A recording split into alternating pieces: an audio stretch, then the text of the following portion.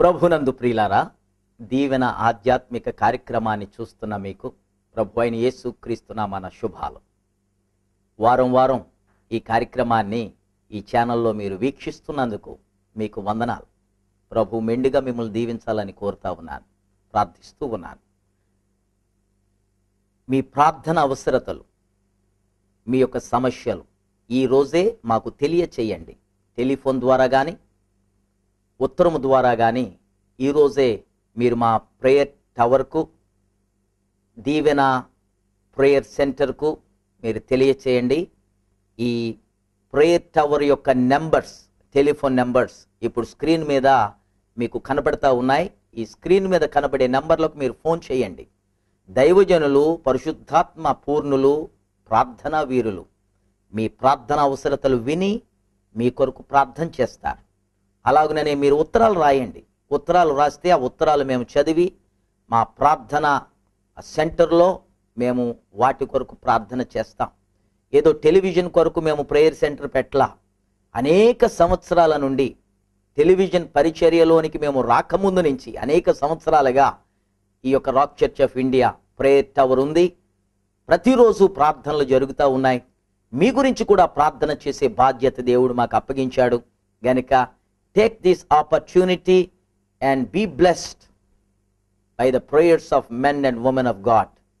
పరిశుద్ధులైన దైవజనుల ప్రార్థనలు మీరు చేయించుకుని దేవుని ఆశీర్వాదాలు పొందండి. ఈ కార్యక్రమంలో మీకు ఆశీర్వాదకరంగా ఉన్నట్లయితే ఈ వాక్యం, ఈ అనుభవం, మీరు రాజమండ్రి ఎప్పుడైనా వస్తే ప్రతి ఆదివారం అద్భుతమైన ఆరాధన, పరిశుద్ధాత్మ ఆరాధన జరుగుతుంది rock church of India worship సెంటర్లో. Feel free to come and worship the Lord with us. రండి, సంతోషంగా రండి. దేవుడు తన ఆత్మతో మిమ్మల్ని నింపి అభిషేక ఆరాధనలో పాల్పొంది, ఆత్మతో శక్తితో నింపబడి, దేవుని వరములతో నింపబడి, రక్షణానందము పొందుకొని, సంతోషం, సమాధానంతో, స్వస్థతతో మీ ఇండ్లకు మీరు వెళ్తారన్న గొప్ప నమ్మకం, విశ్వాసం నాకుంది. కనుక మీరెక్కడి వారైనా సరే, ఎంతటి వారైనా సరే, ఏ విధమైన భేదం లేదు.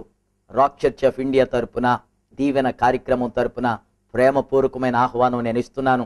ప్రతి ఆదివారం ఉదయం 10 గంటల నుండి 1 గంట వరకు ఆరాధన జరుగుతుంది. అద్భుతమైన దేవుని సన్నిధిని అనుభవించండి. తండోపతండులుగా బహుజన సమూహాలు వచ్చి ఈ యొక్క రాక్ సంఘం యొక్క ఆరాధనలో పాల్గొంటూ ఉన్నారు. మీరు కూడా రండి, దేవుని ఆశీర్వాదాలు పొందండి.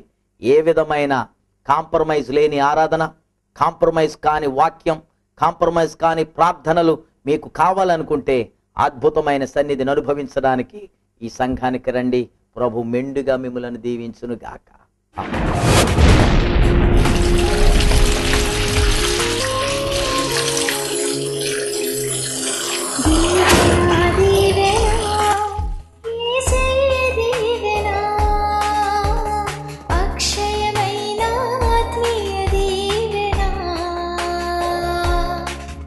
ఫిలిప్పు ప్రకటిస్తూ ఉంటే అద్భుతాలు. విచిత్రం ఏంటంటే ఈ గారిడి వాడు కూడా ఫిలిప్పు బోధ వింటే మారిపోయాడు. గారిడి మానేసి ఫిలిప్పు కూడా తిరగడం మొదలుపెట్టాడు. ఫిలిప్పు సువార్తను ప్రకటిస్తూ బోధ చేస్తూ తిరుగుతూ ఉంటే వీడు మారు మనసు పొందేసి, బాప్తిసం పొందేసి, నేను కూడా ఫిలిప్పయ్య గారు కూడా వెళ్ళిపోతున్నాను. బాగానే ఉంది. పట్టణమంతా యేసుప్రభు వైపు తిరిగిపోతున్నారు. గారిడీలు తగ్గిపోతూ ఉన్నాయి. అయితే ఈలోగా యెరూషలేములో ఉన్న అపోస్తుల దగ్గరకు ఒక వార్త వెళ్ళింది. సమ్మరయ్య పట్టణస్తులు అందరూ రక్షణ పొందేశారు. వీరిని పరిపూర్ణతలోనికి నడిపించడానికి పేతురయ్యను యోహానయ్యను పంపించారు.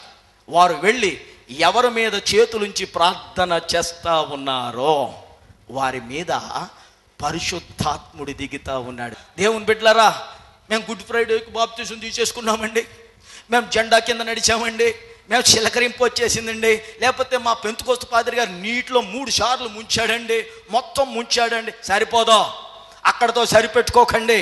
అక్కడతో అయిపోలేదు. రక్షణ అనగా అంతే కాదు, బాప్తిస్మం అనగా అంతే కాదు, రక్షణలో దేవునిలో నడుచుట అంతే కాదు. దేవుని యొక్క వాక్యం చెబుతుంది, యేసు ప్రభువే స్వయంగా ఆయన శిష్యులతోనూ ఆయన ప్రేమించే వారితోనూ చెప్పారు, నేను ఆరోహణమై తండ్రి దగ్గరికి వెళ్ళిన తరువాత నా వలన ఏ వాగ్దానం అయితే మీరు విన్నారో, నా వలన ఏ యొక్క ఉపదేశం అయితే మీరు పొందారో, ఆ ఉపదేశం కొరకు, ఆ వాగ్దానం కొరకు మీరు కనిపెట్టండి. పైనుండి వస్తాడు ఆయన, వచ్చి మిమ్ములను నింపితే వరకు కూడా మీరు యెరూషలేము నుండి వెళ్ళడానికి వీలు లేదు. క్రైస్తవ్యం అంటే బాప్తిసంతో సరిపెట్టుకొని సరిపోదు. నీవు పరిపూర్ణమైన క్రిస్టియన్గా మారాలంటే, పౌలు ఏథెన్సు పట్టణంలో ప్రకటిస్తూ ఎఫెసునకు వచ్చినప్పుడు కూడా అపోస్తలుల కార్యాలు 19వ అధ్యాయంలో ఒక మాట అంటాడు, మీరు విశ్వసించినప్పుడు పరిశుద్ధాత్మను పొందితిరా. పరిశుద్ధాత్మను పొందలేనోడు కొన్నిసార్లు మరలా పాత బుద్ధులకు వెళ్ళిపోవడం చాలా ఈజీ. దానికి ఉదాహరణ ఇక్కడ కనబడే ఆ యొక్క సైమన్, గారిడీలు చేసే సైమన్ ఫిలిప్ గారితోటే ఉన్నాడు, ఫిలిప్ గారితో తిరుగుతున్నాడు, అంటే సంఘంలోనే ఉన్నాడు, క్రైస్తవుడిగా మారిపోయాడు, క్రైస్తవ ఆరాధనలో పాల్పొందుతున్నాడు, క్రైస్తవ సహవాసములో ఉన్నాడు. అయితే దేవుని బిడ్డలారా, అతనికి ఇంకా పరిశుద్ధాత్మ నింపుదల రాలేదు. పరిశుద్ధాత్మ చాలా అవసరం. ఆత్మ లేని వాడు నావాడు కాదు అంటాడు. బాప్తిస్మం ఇచ్చి యోహాను చెప్పే బోధ వినండి. దైవజనులైన మీరు, పరిశుద్ధాత్మ నమ్మే మీరు, వాక్యమును నమ్మే మీరు ఒక్క విషయాన్ని ఆలోచన చేయండి. బాప్తిస్మం ఇచ్చి యోహాను ఏమన్నాడు? నా వెనుక వచ్చువాడు నాకంటే ఘనుడు, నేను మీకు మారు మనసు కొరకు, పాప క్షమాపణ కొరకు నీళ్లలో మీకు బాప్తిస్మం ఇస్తున్నాను, కానీ నా వెనుక వచ్చువాడు పరిశుద్ధాత్మలోను అగ్నిలోను మీకు. ఆత్మ పొందుకున్నావా లేదా? ఆత్మ నింపుదల కలిగిందా లేదా? ఆత్మ అభిషేకము నీ మీదకి వచ్చిందా లేదా? ఆత్మ పరిపూర్ణతలోనికి నువ్వు నడిపించబడ్డావా లేదా? యేసు ప్రభు చెప్పిన బోధ ప్రకారం నీ క్రైస్తవ్యం ఉన్నదా? జాన్ ద బాప్టిస్ట్ చెప్పిన ప్రకారం నీ యొక్క క్రైస్తవ జీవితం ఉందా లేదా? అపోస్తలుడైన పౌలు చెప్పిన దాని ప్రకారం నీ యొక్క జీవితం ఉందా లేదా? పేతురు యోహానులు వచ్చి ఒక్కొక్కరి మీద చేతులుంచి ప్రార్థన చేస్తూ ఉండగా వారి మీదికి పరిశుద్ధాత్ముడు దిగొచ్చాడట. అంతకు మునుపు వారికి పరిశుద్ధాత్ముడు అంటే ఎవరో తెలియరాలేదు. పరిశుద్ధాత్ముడు అంటేనే యేసయ్య ఆత్మ. మనకు 3 దేవుళ్ళు లేరో, ఒకడే దేవుడు. ఆయన తండ్రి పరిచర్య కనబడుతుంది, ఆయన కుమారుని పరిచర్య కనబడుతుంది, ఆయన పరిశుద్ధాత్మ కనబడుతుంది. పౌలు మాటల్లో కూడా, పౌలు పత్రికల్లో కూడా యేసు ఆత్మ నన్ను వెళ్ళనీయలేదు అంటాడు. యేసు ఆత్మ యొక్క నడిపింపు ఆయన జీవితంలో మనకు కనబడుతుంది. వినండి, ఈ విశ్వాసుల మీదకి యేసుక్రీస్తు యొక్క ఆత్మ దిగి వచ్చింది. క్రైస్తవ జీవితం ఎప్పుడు విక్టోరియస్ లైఫ్గా మారుతుందో తెలుసా? జయ జీవితంగా ఎప్పుడు మారుతుందో తెలుసా? క్రైస్తవుణ్ణి ప్రభువు రక్షించి దేవుని మార్గములు పెట్టినప్పుడు, నాయనా నువ్వు క్రైస్తవుడిగా మారావు కదా, నీకు బతుకంతా ఏడుపు గొట్టు బ్రతిగా మారిపోద్దురా, ఏడుస్తానే నువ్వు ఆరాధన చెయ్యాలా, విలాప వాక్యాలు చదువుతానే నువ్వు ప్రార్థనలు చేయాలా అని చెప్పలా. ఆత్మ పొందుకున్న వాడికి జయ జీవితాన్ని దేవుడిస్తాడు. అపోస్తులుల యొక్క జీవితం జయ జీవితాన్ని గురించి నేర్పిస్తుంది. ఫిలిప్పు యొక్క పరిచర్య జయ జీవితాన్ని గురించి నేర్పిస్తుంది. పరిశుద్ధాత్మ యొక్క పరిచర్య జయ జీవితం గురించి నేర్పిస్తుంది. ఆది కాండములో ఎలాంటి క్రియలు పరిశుద్ధాత్ముడు చేశాడో ప్రకటన వరకు కూడా ఆయన క్రియలు మనకు అన్ని గ్రంథాల్లో 66 గ్రంథాల్లో కనబడతానే ఉన్నాయి. ఆమేన్. గరిడి సీమోనులు చాలా మంది ఉన్నారు, సంఘంలోనే ఉంటారు. వీళ్ళందరూ పరిశుద్ధాత్మ పొందుతుంటే సీమోనుకు మతిపోయింది. అరే, నేను ఇన్ని గారిడీలు చేశాను కానీ ఈ టైప్ నాకు ఎప్పుడు తెలియలేదే. హరి బాబోయ్, భలే ఉంది. అప్పుడు దాకా అక్రమాలు చేసి డబ్బు బాగా సంపాదించాడు కదా, మూట కట్టాడు కదా, మూట పట్టుకెళ్ళి అపోస్తుల పాదాల దగ్గర పెట్టి, బాబు ఈ వరం ఏదో బాగుందయ్యా, నాకు కూడా ఈ వరం ఇస్తే బాగా నా అకౌంట్లో బ్యాలెన్స్ పెంచుకోవడానికి, కొన్ని ఎకరాలు సంపాదించుకోవడానికి, కొన్ని స్థలాలు మంచి ప్రైమ్ ప్లేసెస్లో స్పాట్స్లో సంపాదించుకోవడానికి బాగా ఉపయోగపడుతుందయ్యా, బాబు ఏమనుకోకండి, ఈ వరం నాకు ఇవ్వండి అని డబ్బు పట్టుకెళ్ళాడు. వినో, పరిశుద్ధాత్మ నువ్వు పొందుకోవాలంటే పాదిరికి డబ్బిస్తే, బిషప్కి డబ్బిస్తే వచ్చేదా? కానుకల పెట్టులో ఓ ప్రార్థన అవసరతలు రాసేసి, సిలువు గుర్తులు వేసేసి, వాగ్దానాలు రాసేసి కానుకలు పెట్టులేస్తే పరిశుద్ధాత్ముడు వచ్చేయడో, అభిషేకం వచ్చేదో, ఆత్మ వరాలు వచ్చేవో, ఆత్మ నింపుదల కలగదో.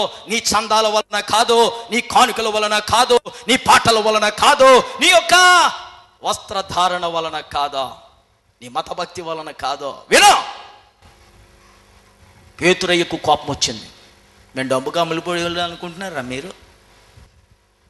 పేతురయ్య అంటాడు, అపోస్తులు అంటారు, నీ డబ్బు నీ దగ్గర ఉంచుకో అయ్యా, నీ కానుకల కొరకు కాదయ్యా మేము సమరయ్య వచ్చింది, మేము డబ్బు సంపాదించడానికి కాదయ్యా ఈ పట్టణం వచ్చింది, మేము ఎకరాలు సంపాదించడానికి కాదయ్యా ఈ పట్టణం వచ్చింది, మేము మోళీలు గోళీలు మ్యాజిక్లు చేయడానికి కాదయ్యా ఈ పట్టణం వచ్చింది, మ్యాజిక్లు చేసి గారిడీలు చేసి విశ్వాసులను పట్టుకుని వారిని అపవాదికి అప్పగించడానికి కాదయ్యా ఈ పట్టణము వచ్చింది.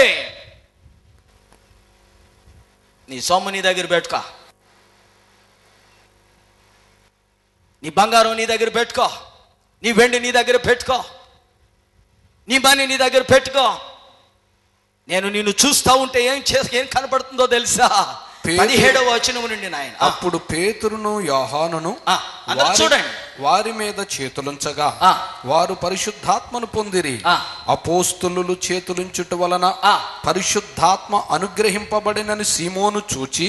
ఇక్కడ ఒక్క విషయం గమనించండి, విశ్వాసం ఎవరి దగ్గరికి పడితే వారి దగ్గరికి వెళ్ళి అనకండి. అర్థమైందా? పరిశుద్ధులు కూడా ఎవరు పడితే వాళ్ళ మీద చేతులు వేసేసి పరిశుద్ధాత్మ వరం ఇచ్చేనైనా, ఎందుకంటే నాకు ఈయన దశం భాగాలు ఇస్తున్నాడు ఆయన అని చెప్పడానికి వీళ్ళు. పేతురయ్య బోధ అలాంటిది కాదా? నాయన కొంచెం మొగమటం వచ్చేసింది నాయన, ఈయనకి వరం ఇచ్చేనాయన అని అందునేమో నేనైతే డబ్బు పట్టుకొచ్చాడు ఆయన ఏమనుకుంటాడు, ఫుల్గా ఈయనకు పరిశుద్ధాత్మ ఇచ్చేనాయన. వీడి తొట్ట పీకిలు తాగేవాడైనా సరే, వీడిద్దరు భార్యలను ఉంచుకున్నవాడైనా సరే, వీడి భయంకరమైన చెడ్డ జీవితం, అక్రమ జీవితం, దేవునికి విరోధమైన కార్యాలు చేస్తున్నవాడైనా సరే, చందాలకు అమ్ముడుపోయి ఆత్మవరము దయచేయమని ప్రార్థించే సేవకులు ఈ అపోస్తులు కాదు. సీమోను సంఘంలోనే ఉన్నాడు కానీ పరిపూర్ణమైన మారు మనసు వీడికి రాలేదు. ఘోరమైన దుష్టత్వంలో ఉన్నాడంట. ఆ మాట చదవండి. నీ హృదయము దేవుని ఎదుట సరి అయినది కాదు గనక. నీ హృదయము దేవుని ఎదుట సరి అయినది కాదు గనుక. అరే, ఫిలిప్ తోటే తిరుగుతున్నాడు.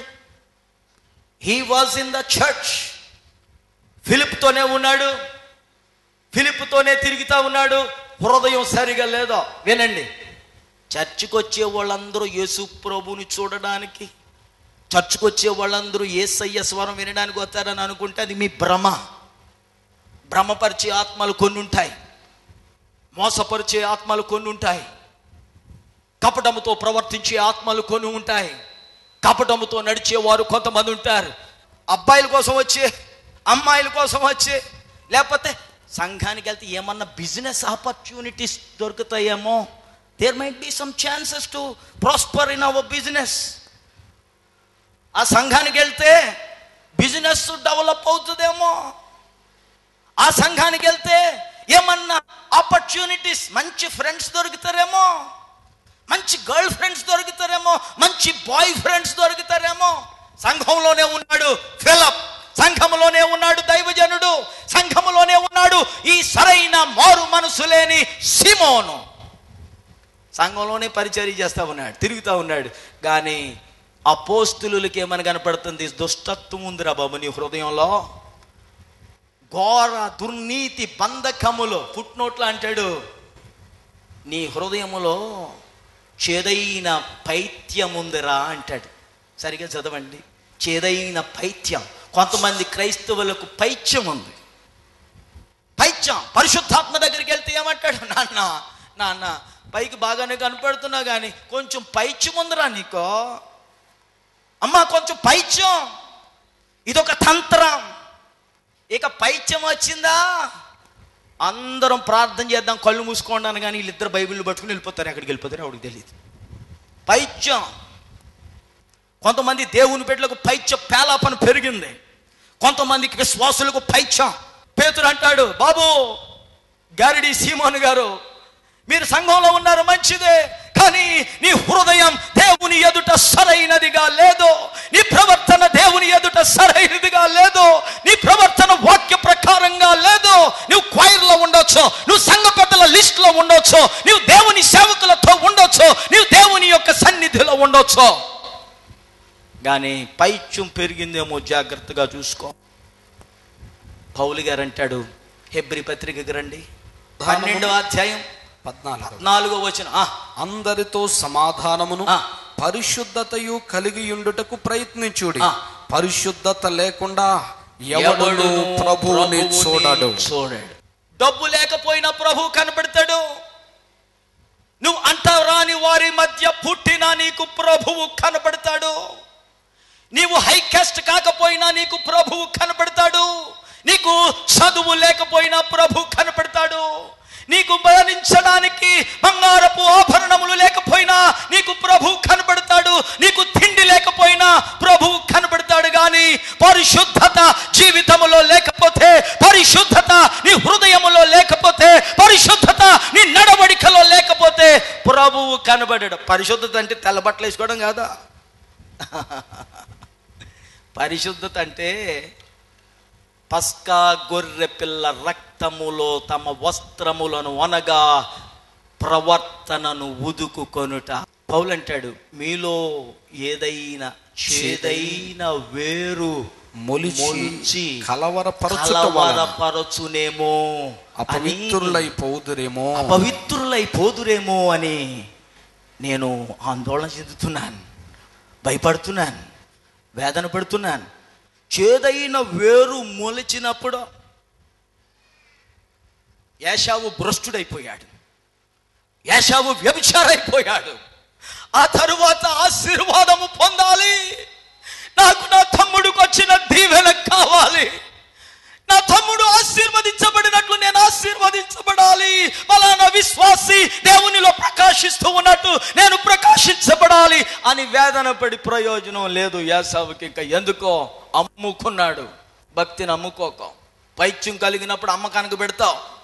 స్కాలర్షిప్ కొరకో, ఉద్యోగం కొరకో, గవర్నమెంట్ జాబ్ కొరకో, ఇంకా దేని కొరకో, పెళ్లి కొరకో, సంబంధం కొరకో నేను క్రైస్తవుణ్ణి కాదు అని తాకట్టు పెట్టుకో, దేవుణ్ణి తాకట్టు పెట్టుకో, దేవుణ్ణి అమ్ముకోకో, యోధా అమ్ముకున్నట్టు అమ్ముకోకో. చేదైన వేరేదైనా మొలిస్తే పరిశుద్ధత ఉండదు. పరిశుద్ధత అంటే మెడలో సిలువ వేసుకుని తిరగడం కాదు. పరిశుద్ధత అంటే సిలువను జీవితంలో అనుదినము మోయడం. హల్లెలూయా. మనము అపవాది తంత్రములను ఎరుగని వారం. కొంతమంది మీద సైతాన్ని కాడి మోపుతుంది, బరువులు మోపుతుంది. సమరయ పట్టణం అంతా మైకంలో పడిపోయింది, గారిడి మైకంలో. కొన్ని కుటుంబాలు గారిడి మైకంలో పడిపోయింది, కొన్ని కుటుంబాలు మతం యొక్క మైకంలో పడిపోయింది, కొన్ని కుటుంబాలు లౌకికమైన ఆత్మ యొక్క మైకంలో పడిపోయింది, కొన్ని కుటుంబాలు శారీరక క్రియలు అనే మైకంలో పడిపోయినాయి, కొన్ని కుటుంబాలు వ్యభిచారం అనే మైకంలో పడిపోయినాయి, కొన్ని కుటుంబాలు దొంగతనాలు, ఈర్ష్య, అసూయ, క్రోధం, కామం, ద్వేషం, పగ అని ఇలాంటి భయంకరమైన దేవునికి విరోధమైన కార్యాలతో జీవితాల్లో సైతాను యొక్క వల వేసి సైతాను పట్టుకున్నాడు. సైతాను వలేసి పట్టుకుంటాడు. అయితే దేవుడు అంటున్నాడు, వంచకుల యొక్క వంచనను ఆయన విరగొడతాడట. యోబు గ్రంథానికి రండి, 5వ అధ్యాయానికి రండి, 12వ వచనం. వంచకులు తమ పన్నాగములను నెరవేర్చనేరకుండా ఆయన వారి ఉపాయములను భంగపరచును. వంచకుల యొక్క ఉపాయాలు ఆయన నెరవేరనీయుడు. ఒకవేళ నువ్వు యేసు స్వాధీనమైతే. తర్వాత చదువు. జ్ఞానులను వారి కృత్రిమములోనే ఆయన పట్టుకొనును. కపటుల ఆలోచనను తల్లక్రిందులు చేయును. పగటి వేళ వారికి అంధకారము తారసిల్లును. రాత్రి ఒకడు తడువులాడునట్లు మధ్యాహ్న కాలమున వారు తలువులాడుదురు. కపటుల ఆలోచన తలక్రిందులు చేస్తాడు. కపటంగా బయలుదేరాడు సీమోను సంఘంలోకి. ప్లాన్ వేసాడు, డబ్బేస్తే వరాలు వస్తాయేమో. తారుమారయింది. అనుకున్నది ఒకటి, అయింది ఒకటి. నీ తలంపులు వేరు, దేవుని తలంపులు వేరు. మన ఆలోచనలు వేరు, దేవుని ఆలోచనలు వేరు. కపటమైన ప్లాన్తో ఎవరు సంఘంలో ప్రవేశించినా దేవుడు తోకలు కత్తిరించేస్తాడు. కపటమైన ప్రణాళికతో ఏ దెయ్యం క్రైస్తవ కుటుంబాలలో చేరిన ఆ దెయ్యమును అక్కడ ఉండనీయడు. యెషయా గ్రంథానికి రండి, 10వ అధ్యాయానికి రండి, 27వ వచనం చదువుతున్నాను చూడండి. ఆ దినమున నీ భుజము మీద నుండి అతని బరువు తీసివేయబడును. ఈ దినమే ఆ దినం. అతడు అనగా శత్రువు, అపవాది, దెయ్యం, లూసిఫర్, మోసం చేసే ఆత్మ, వెలుగు దూత. ఈరోజు ఏ బరువు పెట్టాడో యోబు గ్రంథం జాగ్రత్తగా చదువుతుంటే యోబు అంటాడు, నేను నాకే బరువుగా ఉన్నానంటాడు. నేను నాకే బరువు. కొంతమంది వారికి వారే బరువు, వారి కుటుంబాలు వారికి బరువు, వారి బాధ్యతలు వారికి బరువు, వారి పిల్లలు వారికి బరువు, వారి భార్య వారికి బరువు, వారి భర్త వారికి బరువు. వారికి కొన్న అనేక రకాలైన బరువులు సైతాను లేనిపోని బరువులన్నీ నెత్తిన పెడతాడు. ఎంత సైతుగా ఉందో ఈ బరువు, అబ్బబ్బలే ఉందండి. పాటరు గారా గుడికి వచ్చినా ఈ బరువు దింపనండి ఇలాగే కూర్చోవాలండి. మా నాయన చెప్పేవాడు ముసలమ్మ గురించి, పడవెక్కిన ముసలిదాని మూట మాత్రం ఒళ్ళోనే ఉండేదంట, నెత్తి మీద ఉండేదంట, మూట మాత్రం పడవలో పెట్టేది కాదు. కొంతమంది ఈ సైతాను పెట్టిన పాప భారం అనే మూట దించడం.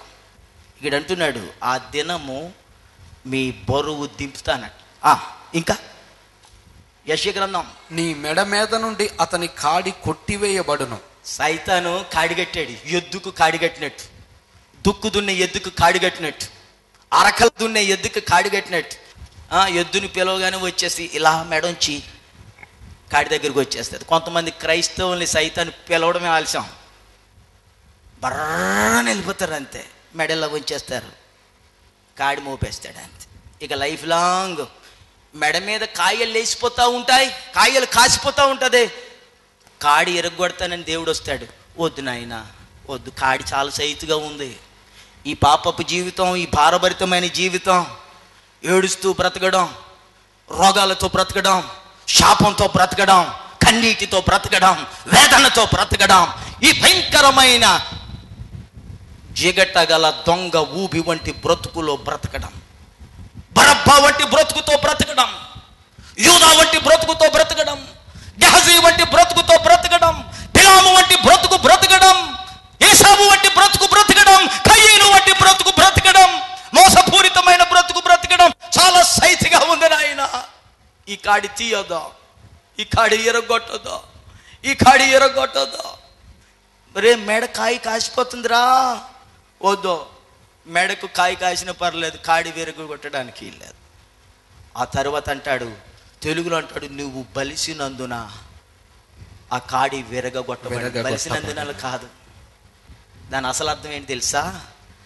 Because of the anointing oil. తప్పు తెలుగు అక్కడ వచ్చింది. అభిషేక తైలము వలన నీ కాడి విరగొట్టబడతాది. అది ఏ రోగమైనా సరే అభిషేకం, పరిశుద్ధాత్మ అభిషేకం. దావీదు దేని గురించి అయితే ప్రార్థించి, దేని గురించి అయితే పాడాడో ఏమంటాడు? నూనెతో నా తల, ఏ నూనె? మంచి నూనె, కొబ్బరి నూనె, ఆలివ్ ఆయిలా? అది కాదు, ఆత్మ అభిషేకం. ఈరోజు అపవాది మీ కుటుంబం మీద మోపిన భారము కాడి. అది నీ వ్యాపారం అవ్వచ్చు, అది నీ ఉద్యోగం అవ్వచ్చు, అది నీ పిల్లల విషయం అవ్వచ్చు, అది నీ యొక్క రుణభారం అవ్వచ్చు, అది నీ శాపభారం అవ్వచ్చు, అది ఏ రోగమైనా ఏ బాధ అయినా అవ్వచ్చు. దేవుడు ఈరోజు దానిని విరగొట్టడానికి అభిషేకం పంపిస్తాడు. ప్రార్థన. మా పరమ తండ్రి, ఇదిగో ఈరోజు మీరు మాతో ఉన్నారు. నీ సన్నిధిలో మేమున్నాం. నీ ప్రియ బిడ్డలుని విమోచించి నీ స్వరక్తం ఇచ్చి సంపాదించిన సంఘంతో ఆరాధించే భాగ్యం, వధింపబడిన దేవుని గొర్రె పిల్లకు మ్రొక్కే భాగ్యం, ఈ ఆత్మీయ పోరాటం ప్రధానులతో, అంధకార శక్తులతో, ఈ యుగ సంబంధమైన దేవతలతో మా పోరాటం. అయితే యుద్ధం యెహోవాదే, యుద్ధం యెహోవాదే, యుద్ధం యెహోవాదే. ఆ పోరాటం నువ్వు పోరాడుతున్నావయ్యా. నీ నీడలో మేమున్నామయ్యా. నీవే మాకు కాపరివై, నీవే మాకు సైన్యాధిపతివై, నీవే మాకు నావికుడవై, నీవే మాకు నాయకుడవై, నీవే మమ్మల్ని ఈ పోరాటంలో మాకు ముందు మీరు ఉండి మమ్మల్ని నడిపిస్తా ఉన్నారు. సమరయ పట్టణములో ఉజ్జీవము తెచ్చిన దేవా, సమరయ పట్టణములో ఫిలిప్పు ద్వారా సంతోషమును తీసుకొచ్చిన దేవా, విడుదల తీసుకొచ్చిన దేవా, ఆనందము తీసుకొచ్చిన దేవా, ఇదిగో ఈ బిడ్డలను పరిశుద్ధాత్మను పంపించి ఆత్మానందమును దయచేయండి. ఆత్మీయ కాడిని విరగొట్టి విడుదలను ప్రసాదింపచేయండి. అపవాది కట్టిన కట్లను కాల్చివేసి వీరిని విడిపించి నీ నామ మహిమార్థమైన బిడ్డలుగా తీర్చిదిద్దమని ప్రార్థిస్తూ ఉన్నాను. ఎవరు ఈ ప్రార్థనలో ఏకీభవించుచున్నారో వారి శిరస్సులో నుండి, వారి హృదయాల్లో నుండి, వారి జీవితాల్లో నుండి భారం, శాపం, కీడు, తెగులు, పాపపు జీవితం ఇప్పుడే యేసు క్రీస్తు సిలువలో కార్చిన పవిత్రమైన రుధిరముతో కడిగి ఇప్పుడే వారికి విమోచనను దయచేయమని ప్రార్థిస్తూ ఉన్నాను. ఆశీర్వదించండి, దీవించండి. అభిషేక తైలము వారి మీద ప్రోక్షించండి. నీ దర్శనం వారికి కలగాలి, నీ స్వరం వారు వినగలగాలి. వారిని నీ పరిపూర్ణులైన విశ్వాసులుగా తీర్చిదిద్దడానికి ఆత్మాభిషేకం, ఆత్మ నింపుదల, జయ జీవితం, సంతోషముతో నీ యొక్క ఆత్మీయ యాత్ర, విశ్వాస యాత్ర కొనసాగించడానికి నీ కృపను అనుగ్రహించండి. యేసు నామమున అడుగుచున్నాను మా పరమ తండ్రి. తండ్రి, కుమార, పరిశుద్ధాత్మ దీవెనలు బిడలారా మీకు నిరంతరము తోడయుండును గాక. ఆమేన్. మీ ప్రార్థన అవసరతలకు మమ్మను సంప్రదించండి. Our phone numbers are 9440272335 and 99590479993 and 08832462 408. May God richly bless you.